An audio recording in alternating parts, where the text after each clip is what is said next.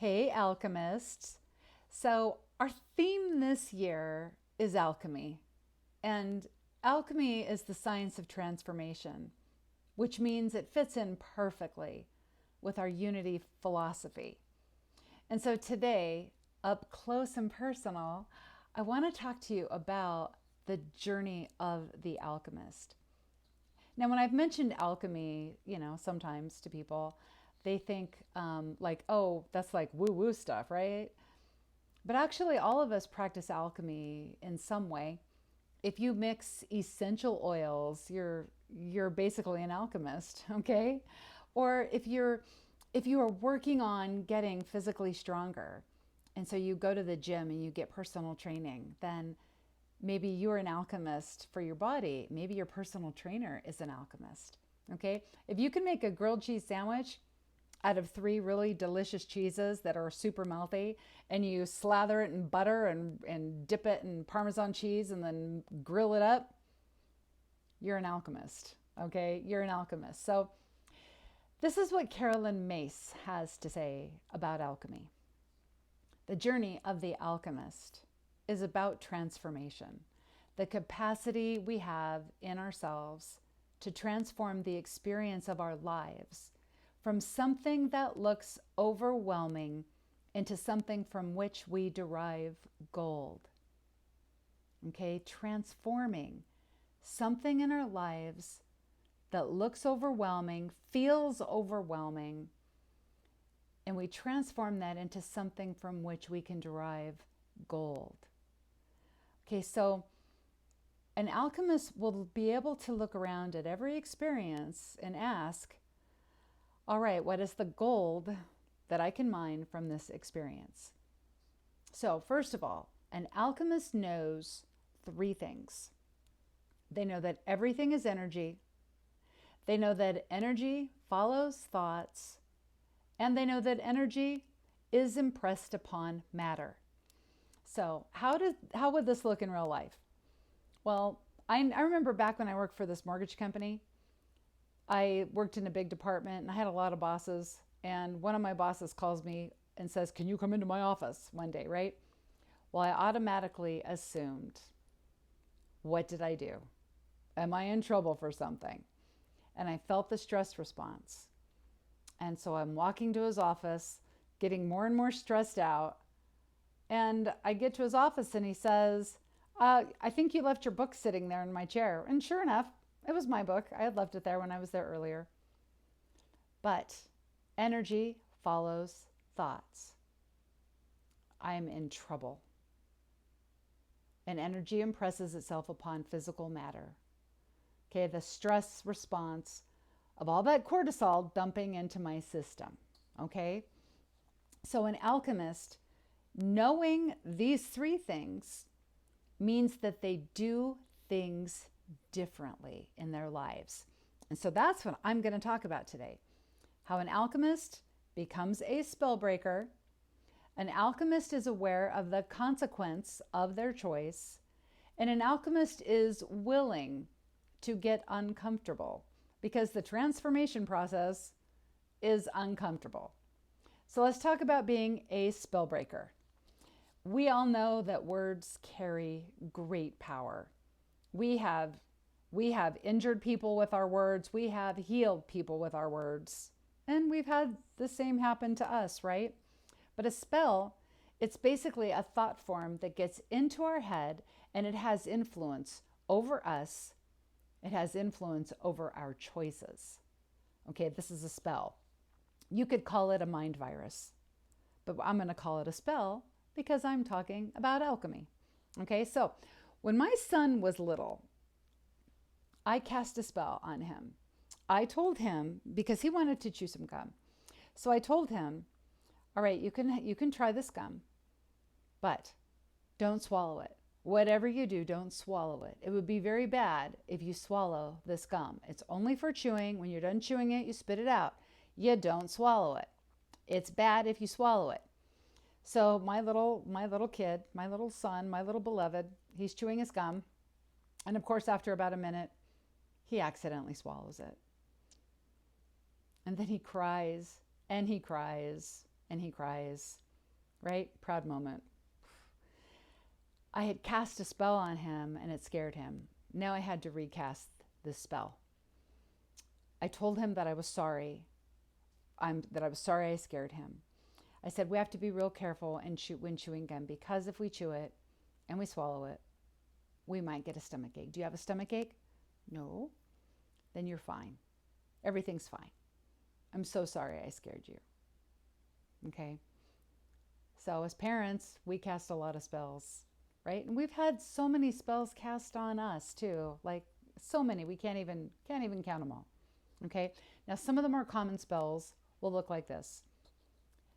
If I help so-and-so, if I empower them and support them and they become really successful, then they'll leave me behind, or there won't be enough for me.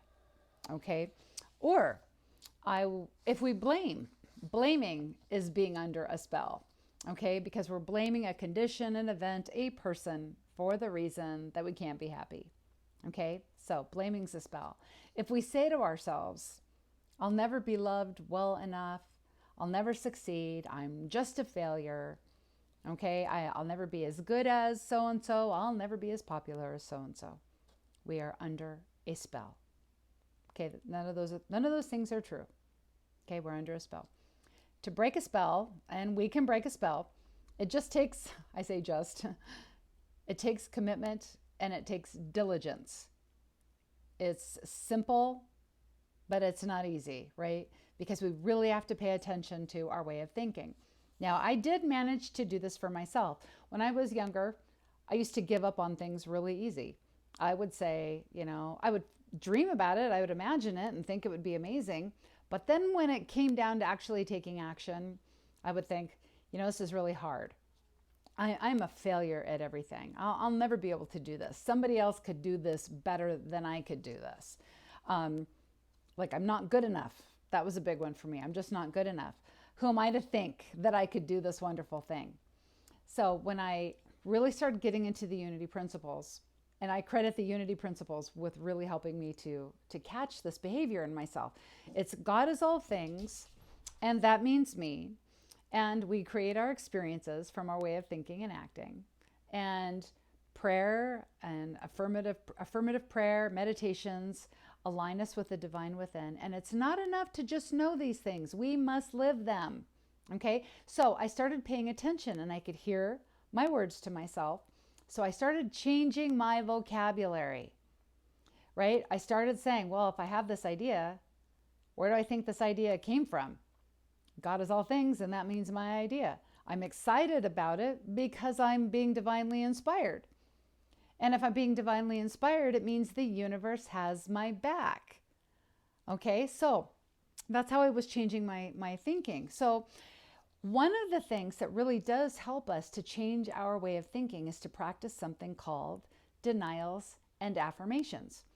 So a denial is, we're not denying a condition or pretending it doesn't exist. We're denying that it has power over us. Okay, and then we affirm how we really want to show up, okay, for ourselves. So currently, this is what I'm working on. Being disorganized and feeling overwhelmed by that. And I caught myself saying, I'm so disorganized. I'm so disorganized. I'm so overwhelmed with all this. I don't even know where to start. So maybe I'll just sit and watch Netflix for a little while. Okay, that's my go-to.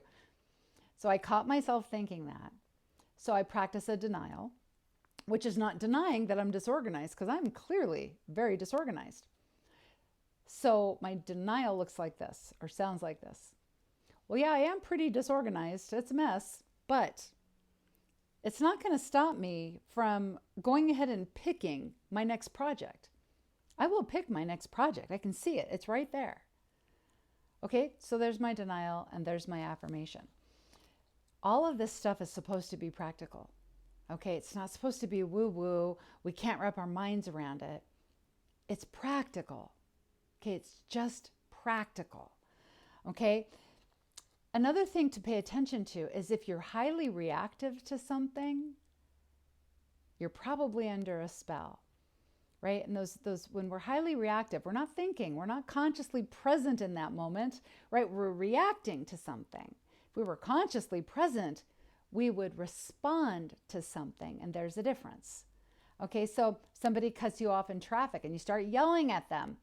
Okay, you're under a spell, right? That's a spell, right? If you think that you're entitled to have a clear road ahead of you, that's a spell.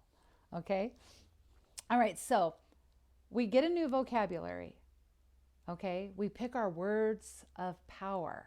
We pick our words of power. I am created in the image and likeness of my creator. I am designed to do all these things. I am very creative. I'm a curious person and I discover new things all the time. Okay, so we have our words of power. Now, when we change our language, we change our vocabulary to ourselves, we break the spell. And when we break the spell, our life changes. So an alchemist becomes a spell breaker. Then the alchemist is aware of the consequences of their choices, right? They ask, what will this choice cost me? Okay, if I decide to skip going to the gym this morning, what will this choice cost me? Well, later on, I'll feel bad about myself. I'll feel some shame. What if I go to the gym? What will this choice cost me? It will cost me time and energy, physical energy. But it's a choice that fuels my spirit, so it will fuel my body. And I will come home and I will feel good about myself later. Okay? Now, this is a quote from Carolyn Mace. What drains your spirit drains your body. What fuels your spirit fuels your body. Every choice we make, it either drains our spirit or it fuels our spirit. Okay, so we want to look at those choices, right? If I make the choice to give into a shopping addiction, does that fuel my spirit or drain my spirit? Right? I may initially think it fuels me because I get this kind of a rush, to purchase something. But then after I buy it, I'm like, oh crap. Now I don't feel so good about it. Okay? So what are these choices that we are making? Do they drain our spirit or do they fuel our spirit? Now see, this is energetic currency that we are working with here. And every time we make a choice that drains our spirit, we are adding lead to our soul, right? We're adding lead into our heart. And it can feel like we're adding lead to our physical body because we'll start feeling more disempowered. We'll feel heavier. We will feel sluggish. Okay? Now we can still be creators, but creating healing or creating joy in our lives will take longer because of the weight of the lead in our soul. Weight, W-E-I-G-H-T, means wait, W-A-I-T, right? So things will take longer. Lead is the heavy weight in our soul, and it takes away our energy for creating health and joy and abundance and love. Okay, so the alchemist makes choices that fuel their spirit. Okay, they make choices that are in integrity with how they want to show up in the world. They keep promises to themselves and others. They watch their thoughts, right? They practice the denials and the affirmations. They go through, like if you're a unity person and you're an alchemist, maybe you're running through the 5 principles every time you're just thinking about a choice. Okay? So they're doing the work. All right, so the alchemist is aware of the consequence of their choices or the cost. Okay, the cost of the choice. Now, the last thing that I want to talk about is the alchemist is willing to be uncomfortable. Change is uncomfortable. Transformation is uncomfortable. When we start dreaming about changing our lives, now this is the funny part. There's no consequence when we're just dreaming about it. There's no cost when we're just dreaming about it. Okay, if you want to fantasize about having a giant farm and raising baby dinosaurs, there's no cost to that. You're just enjoying a little fantasy in your head. Okay? So we don't get uncomfortable when we're just daydreaming about things. That's not uncomfortable. But eventually we do have to make decisions, and we do have to make choices that if we are working to transform our lives, we're going to be taking actions that impact our lives. And I think one of the best examples of this is somebody who's decided they need to get a divorce, right? That they are just not with the right partner, that this is a hard relationship for them. While they're just thinking about the divorce, of course, there's no impact on their lives. But then eventually they make a choice, and that will greatly impact their life, right? And so as we're going through this process where we're first imagining like how we want to be creating in our lives, eventually we're going to have to make a decision, and we're going to ask ourselves this question: what's it going to cost me, right? What's the consequence if I do this? And am I willing to pay the price? Okay, now in many cases we're willing to pay the price because we know we can see the big view, right? We can see the long view. But when we start changing our life, right there at the beginning, that can be really hard, right? In fact, it can feel like things are falling apart in our lives. But see, this is what the transformation process is. It's breaking down one thing to make way for another. It's shedding one thing to make way for another. And of course, the best metaphor for this is the caterpillar turning into a butterfly.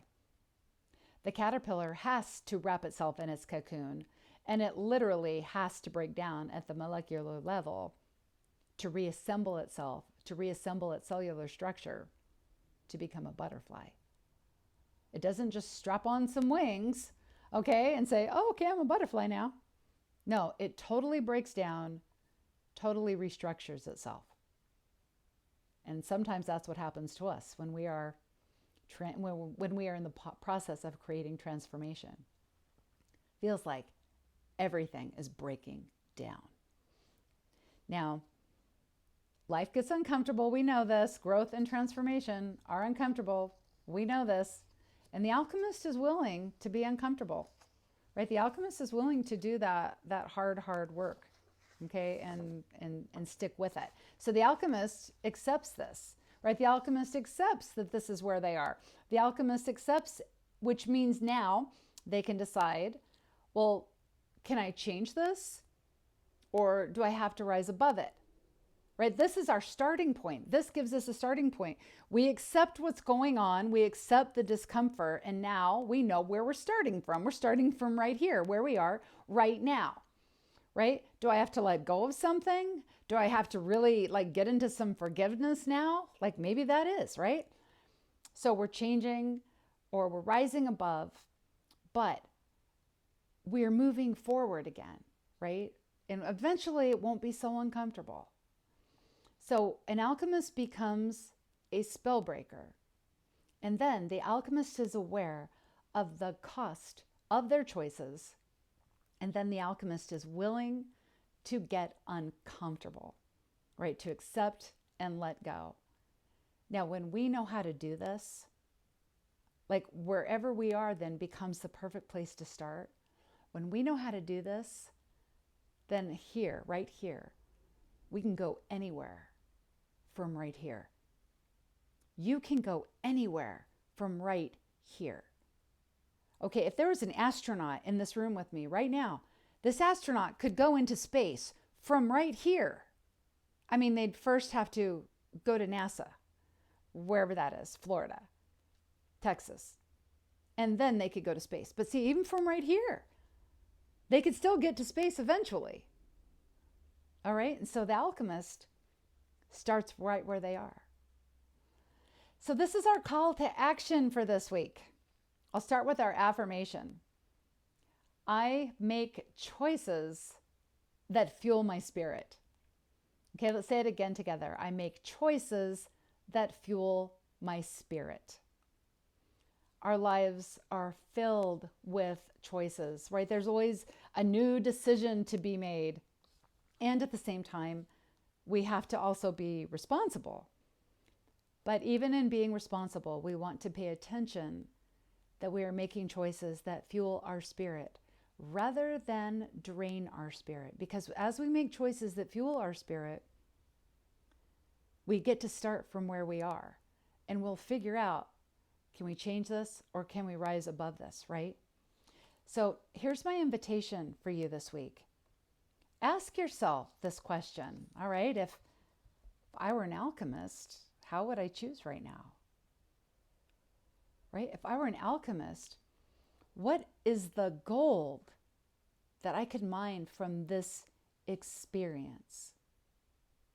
Because it is through our choices and it's through mining the gold of our experiences. Well, that's how we're creating heaven on earth now, isn't it?